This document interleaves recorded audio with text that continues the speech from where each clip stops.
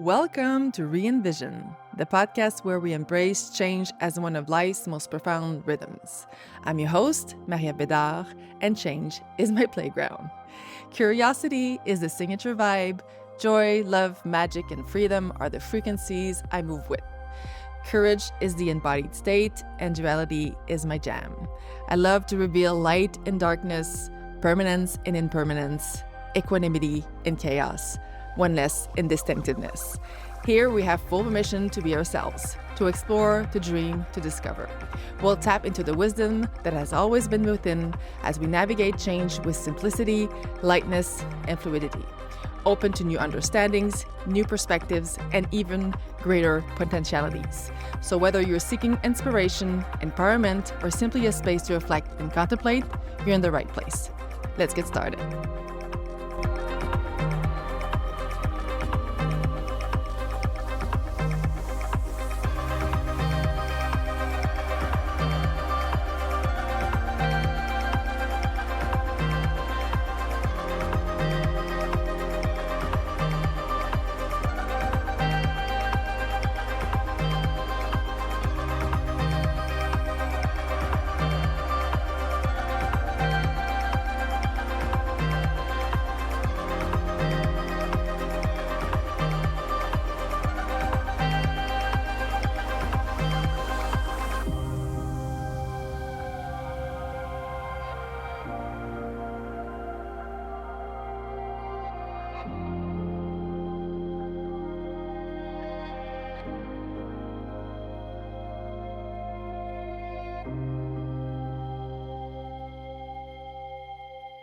Hello, and welcome back to the Re-Envision podcast. I am so happy to be here today and to share something that is really close to my heart as we are slowly moving towards the summer days. And I don't know if you saw on social media, but I recently launched Summer Heat Celebration because in June, it's actually my birthday. It's also my husband's birthday. And each year we do something like special, but like this year we decided to really do something special. And we're planning on, traveling quite a bit to, explore different cities like we've been doing since we're in Europe. This time we're going a little bit further and we're going to a place where neither of us have gone in the past, which is something to say because my husband has traveled more than I did in his lifetime. And, when we have a destination that neither of us have ever been, then it's actually really fun because we get to discover it together. I actually was thinking about recording this podcast. It's a podcast that has been on my mind for a while, and it really is a skill, a way of being, a mindset that I have personally been working on for a long time. And the strengthening and the deepening of that has been like really, really supported, required by, moving here from Canada and building a new life here. I've been talking about this. I was talking about this like last year.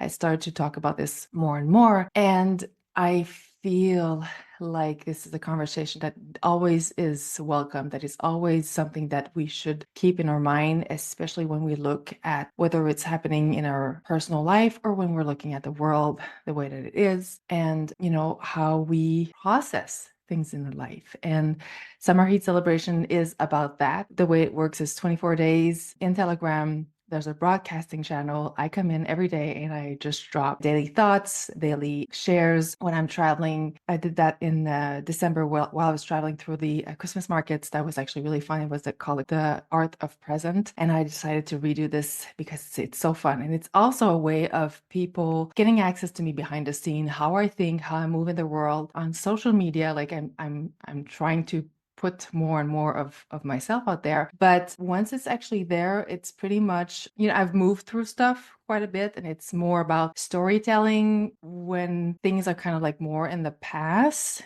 Whereas spaces like the Summer Heat Celebrations, it's real about how I deal on a daily basis about the different things that come into my life. So it really provides like a behind the scene of how I move, how I receive the world, how I think. And why do I think that this is really valuable? It's because I know that the way that I move in the world it's very different from the mainstream. And it's always refreshing for people to connect with somebody that has, done some work and also have brought their awareness, their consciousness to a certain level and can bring different perspectives. And because I have this, gift for teaching and for sharing through storytelling, but also like with different imageries and different ways for people to kind of be brought in and see how it lands in their body and see how it lands in their heart and see how it lands in their mind and how they can visualize in different ways. And while Summer Heat Celebration is not a mentorship space because it's like a broadcasting channel, there is a group conversation that is linked to the broadcasting channel that allows participants to exchange, to reflect, and to kind of like give some feedback on how it lands. It also gives me like this ping pong back and forth where I can actually like broaden a little bit more the perspective on what I'm sharing. So it's really fun and it's really dynamic. It's really for everybody that is looking for, to see behind the scene of what I'm doing and how I'm living this wonderful life in Germany, how I'm building my new business and how, on a daily basis, how do I welcome and move through stuff. And one of the things that I wanted to really focus on was equanimity, because equanimity is something that is often misunderstood because people do not really have developed the awareness and the consciousness to really practice equanimity and like really embody equanimity in their lives. And oftentimes when we're moving towards like distancing ourselves, people fall into indifference instead of equanimity. So that's what I wanted to bring to the table today. And now equanimity is like it's the opposite of indifference. And a lot of people are saying like, oh, I'm not attached. It doesn't matter what happens anyways because it's all transitory. I used to work with somebody that kept on saying, and you've probably heard this a lot, that this too shall pass, which is really like a way of approaching thing in an indifferent way, or like it doesn't matter way, or like indifference. And indifference is actually based on fear because we don't want to get involved in whatever is going on and we're not welcoming whatever is going on. And indifference is really based on withdrawal. It's really based on like we're taking a step back, but it's out of protection and it's not to get a clearer vision. Whereas equanimity, it's actually taking a step back, detaching from it, but at the same time still connected to it. So you see what I mean? Like, so one is kind of like building walls or like protection, whereas true equanimity is really engaging in a balanced way with all aspects of our lives. It's opening to everything that life brings us with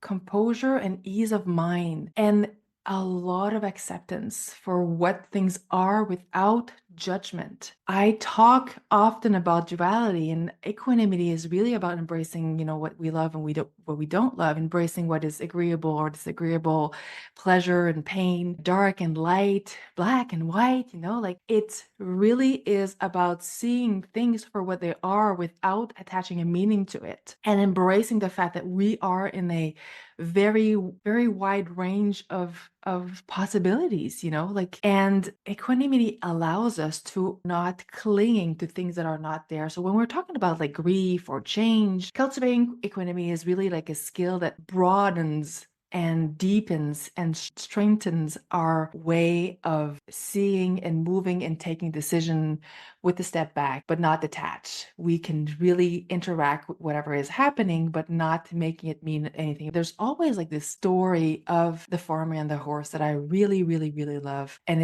it always is brought back in my mind when, like people are saying like, oh, that person like is so lucky, or oh, that person is unlucky, or like, or you might even think that you're it's things are always happening to me, I'm so unlucky, like, and all those beliefs that we're getting attached to that are actually not true, because things are just happening to you and you feel like a victim. But the thing is, you can move from that victim state to, it's happening for me. What is it bring me? How can I actually look at this perspective in another way? I always feel and I always like picture this like think about the sea, like they can be like really small little waves on the surface of the sea, or it could be like a really big storm, like so if you're at the surface, if you're actually looking at the surface only and you're moving in a unanchored or ungrounded way within yourself, you can really feel like you're at the mercy of whatever is going on at the surface of the sea. But the sea itself is so deep that the surface, no matter how small or how big the storm or the waves are, the sea remains unchanged. Like at the bottom, like things of life, the rhythms of the sea, the movement, the big movements of the sea are remaining unchanged. And it's not because the sea separates itself from the waves, it's just that it knows that it is not the waves, right? So the story that I have is it's a Taoist parable, and it really embraces the view of Taoists like about fortune and misfortune. And I'm just gonna read it because it's just so amazing. It was translated from Chinese. So the old man of the frontier loses the horse.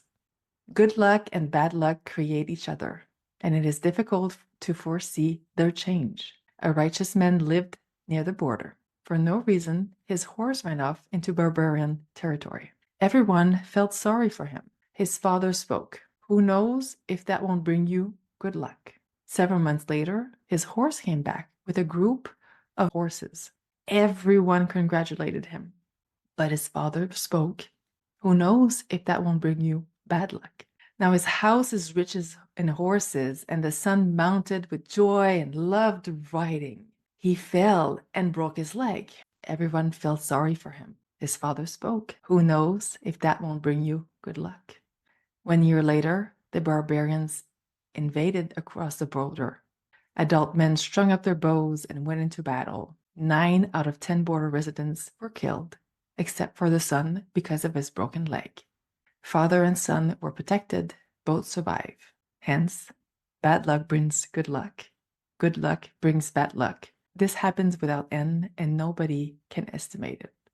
I just love the story because it really shows how, when we're detaching from what is happening to us and we're not taking it personally, and we're actually like really changing the course of our angles, of our perspective, to see like, what can I learn from this? What can I deep from this? What can I strengthen from this? This is not happening to me. I am not a victim here. This is happening for me. And you can really switch, and you can really see how you can start to cultivate equanimity, because you are not the waves. And while we're feeling like we're brought from one place to the other and like we have no control, and like if we really come back within, and if we really have our roots anchored within ourselves, then we can really see how, even if there are waves, they don't sink, because their waves are not separated from the ocean. And yet the ocean is not the wave. So equanimity means that I can really sit in a state of mental balance and even mindness, aware of this space that happens between circumstances, external circumstances, and ourselves.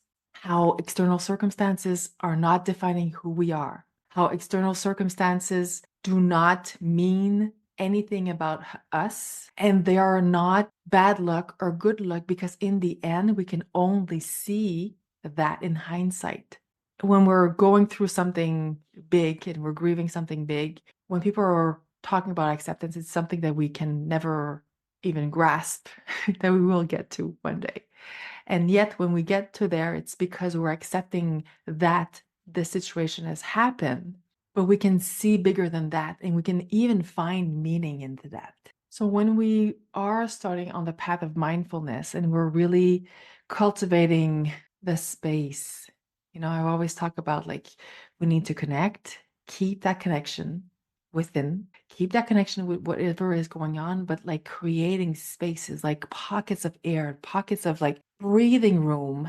And then we can see the interaction and the movement that is happening, but we are really going back from a reaction to a response. We can really get into a place where we're accepting what is going on at the moment. We are not defining by external circumstances, and we can actually rise above and move forward.